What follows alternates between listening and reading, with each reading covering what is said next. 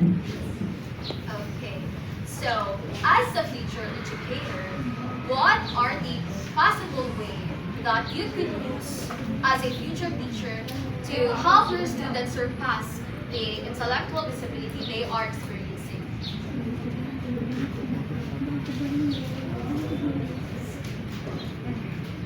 Help them through teaching them carefully,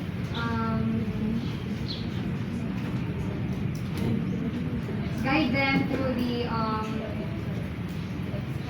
guide them by teaching properly what is like for them to understand what like to understand Stop pinapalo. Okay. to understand what is the I to understand for them to understand what the outcomes that you want for them. That's Okay, thank you, Miss Ventura. Okay, another answer. Let's have Miss Bentayo. So, as a teacher, how am I going to help my students experience different learning disabilities? Of course, we need to craft our lesson or promote.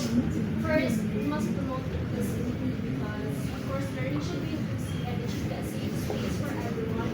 Second, we must create a plan or a learning plan tailored to the students' need and thus to have them or to provide them a moral support wherein they feel safe wherein they feel safe and thus for them to unleash their hidden and greatness. Okay, thank you, Miss Bentayo. Okay, last student. Let's have Miss Sharon.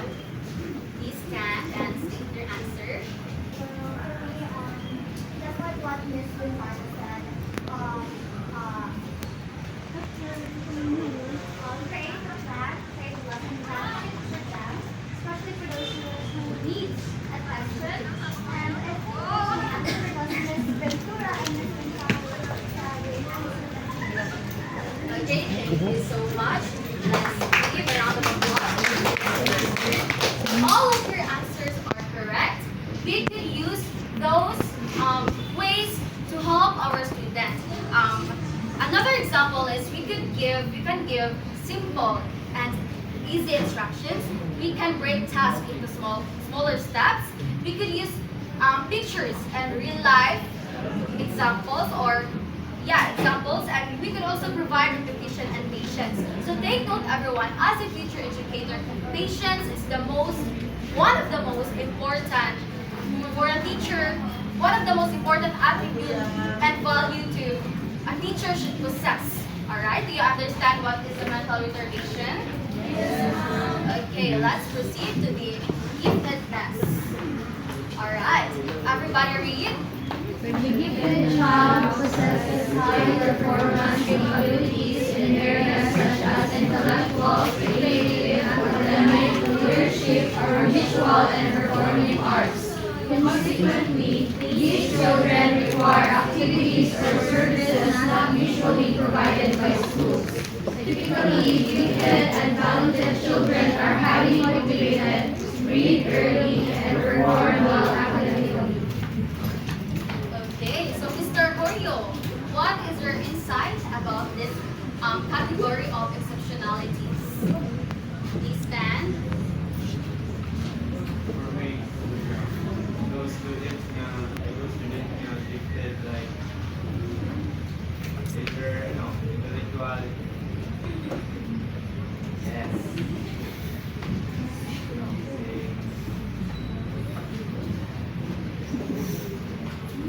Right? You want to call a friend? Those students na gifted like kami tayo ng kasi gifted na even wala sila na study they get a higher score in like quizzes, exams. Those are the mga student na gifted. Okay, thank you, Mr. Horio. Let's give a round of applause to Mr. Horio. So gifted learners have above average intelligence or special talents. So this is the opposite to mental retardation. So as what I said earlier, mental retardation is the below average of intellectual functioning, right? Yes. So the giftedness is the opposite one. student finishes activities very quickly, asks deep questions, and shows advanced skills in mathematics, music, and writing. So as a future English teachers or educators, how could we be able to support them, to support those gifted students? Um, let's, let's have Miss Orfanal. Again, how could we be able to support gifted learners? To support the very advanced students, as a teacher, I could maybe give them extra activities or like a tailored assignment just for them to enhance their intellectual and to also hindi madama yung focus sa iyang so specific for that specific subject. Okay, very well. So let's give a round of applause for Miss Jane. So yeah, that's actually right. In order to support, we can support those learners by providing more challenging tasks to improve and enhance their intellectual abilities. We could also give enrichment activities, allow independent projects, and encourage creativity. Do you understand, everyone? Do you understand, class? What is a giftedness? Yes, All right. Okay, let's proceed to the. Please proceed. Physical disability. So everybody, read. These can include any of a number of disabilities such as orthopedic impairments, so-called blood or cerebral palsy, or other impairments like asthma, hemophilia, or lead. So physical disabilities affect learners' movement, body condition, and physical abilities. So as a future educator, we must create a classroom or an environment where our student could or feel safe, protected, and comfortable to learn. So as a teachers, how could you make sure that you make an environment where your student feels comfortable to learn despite of their disabilities?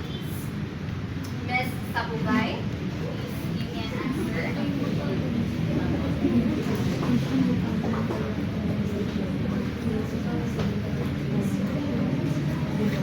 So, okay, let's say how would you create a classroom where your students feel safe, comfortable to learn despite of their physical or despite of having a physical disability?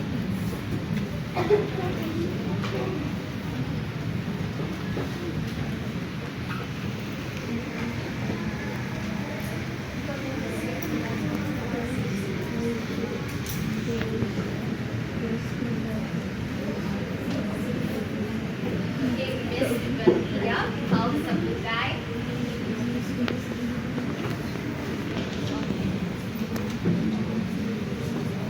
Okay, I just want to share like how my previous teacher back when I was still in senior high school, his style to make the students welcome to our school or feel they are included. He identified which are or what are their health problems such as asthma, sinusitis. He indicated or he classified which physical disabilities that they have. So after that, he gave them the assignments or like for example in cleaners assignments, he gave them tasks that won't affect their physical ability. Okay, clap for hands. Give a round of applause to Miss Marina. That's actually correct. We could also make sure that the classroom is accessible for all of the students, especially for those students who is facing or experiencing physical disabilities. We could also provide assistive devices and modify activities when necessary. So do you all understand the physical disability class? Alright.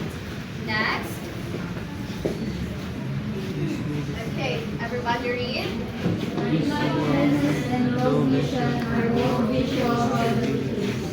So visual disabilities refer to partial or total loss of vision. Like for example, a learner who cannot clearly see the board or read the small text in the board or in the presentation.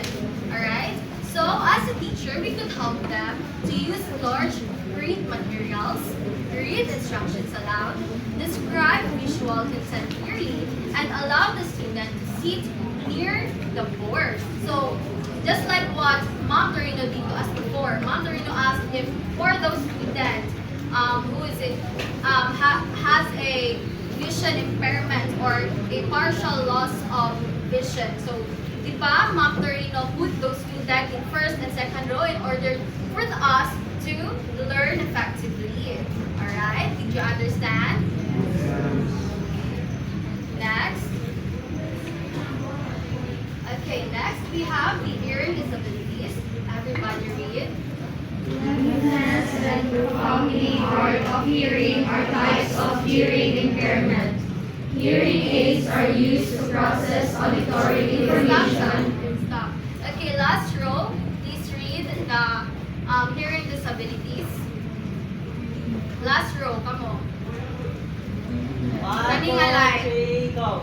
Blindness and profoundly hard of hearing are types of hearing impairment. Hearing aids are used to process auditory information in the former classification. Alright.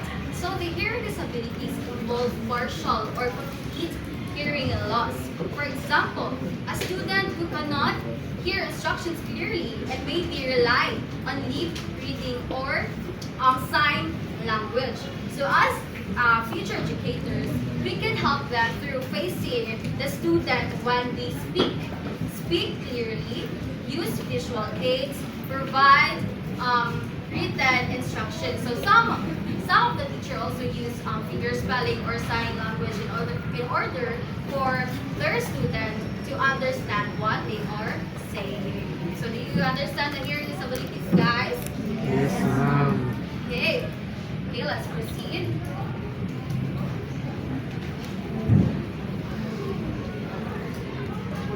Now, alright, since Mr. Brigley already discussed the learning disability, I will pick one student to explain again the learning disability.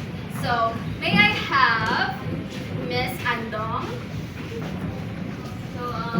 So for learning disabilities, these are students who have trouble in understanding the learning material. So as a teacher educator, what we're gonna do is we can facilitate them or provide them enough time or guidance so that they can learn. Alright, Miss Andong, that is right. So let's proceed to the emotional or behavioral disorders. So everybody, please read. An inability to learn that can be explained by health, intellectual, or sensory factors. Aggressive mood of sadness or depression. Disorders such as schizophrenia, anxiety, and mood disorders are examples. So yeah, emotional or behavioral disorders involve serious affect learning. Like for example, a student frequently becomes aggressive. This is one of the hardest parts of being a teacher, most especially those elementary or kinder teachers. Some students with tantrums and they how to handle it. Next is a learner who isolates themselves, maybe because they experience traumas, they don't have enough self-esteem or confidence. Next is the child with extreme anxiety. So do you have other examples of emotional and behavioral disorder? What is that again? Okay, please raise your hand if you have answered. Yes? Please stand. Yes.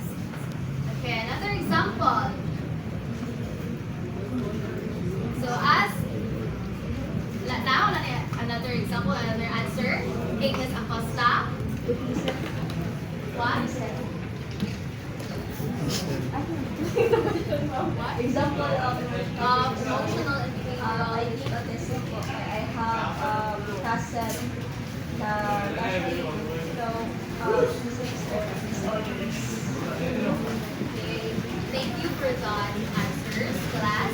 So as a future teacher, we can handle those students by setting classroom rules, show patience and understanding, reinforce positive learning, and build strong teacher-student relationships. So do you understand, everyone? Yes, ma'am. Okay, next, we have the speech disorders. Everybody, read. Stuttering or rough, hoarse or nasal sounding voices prevent those with speech problems from communicating clearly due to language code, rules governing word construction, meaning, grouping, and pragmatics. They are Alright, so the speech disorders affect how a learner speaks. Like for example, stuttering, rough voice, or hoarse voice.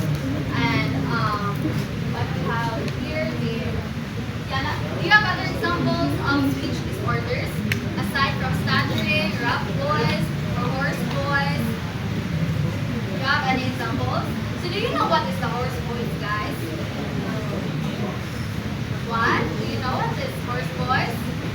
So hoarse voice is pagaw or paos na tingog. Just like what I've experienced before, encountered before, having a hoarse voice affects or hinders my oral participation because it's very hard to speak if you have a hoarse voice. So as a teacher, if we encounter or have a student with speech disorders, we must be patient. We must not interrupt our student, encourage participation, and avoid embarrassing the learner because once the learner feels embarrassed, they would feel unmotivated to learn. Am I right or wrong? right. Alright. Okay. Everybody reads. The restricted language problem prevents students from understanding language code. People with expressive language problems cannot fully communicate thoughts, ideas, or feelings in language code. Alright. So the receptive language problem means students has difficulty understanding language. They may be hear or read the words, but they still struggle to understand the meaning. On the other hand, we have the expressive language problem. So the expressive means that students has difficulty expressing their thoughts, ideas, and feelings clearly using words of a spoken man or written text. So do you understand what is the difference between receptive and expressive class? What is the receptive once again? Difficulty in understanding language. How about the expressive language problem? Right, very well. Okay, let's proceed to the last category of exceptionalities. We have the autism. Alright, everybody please read. A disability that affects verbal and nonverbal communication, as well as social interaction. Difficulty in adapting to new environments and unusual responses to sensory stimulation characterize autism before the age of 3. So, the autism or autism spectrum disorder affects the learner's affects the learner's daily life. So, for example, they are having a hard time to communicate their behavior. They are having a hard time to interact with people around them. For example, another example, a learner may avoid eye contact, prefer routines, or become upset when there are sudden changes. So have you guys watched the movie autism, and then she wants that inside their house, all of the windows are closed. Even though there are what we call this, if we saw one window open, even one window open, he will throw tantrums. So that is the autism. They are very organized by their schedule and the things surround or around them. So to support them, we can use structured routines, provide visual schedules, give clear and direct instructions, and also prepare them before transition. So do you all understand the autism spectrum disorder? Yes, ma'am. Alright, so since we are finished, let's have an activity. Alright, so we will be having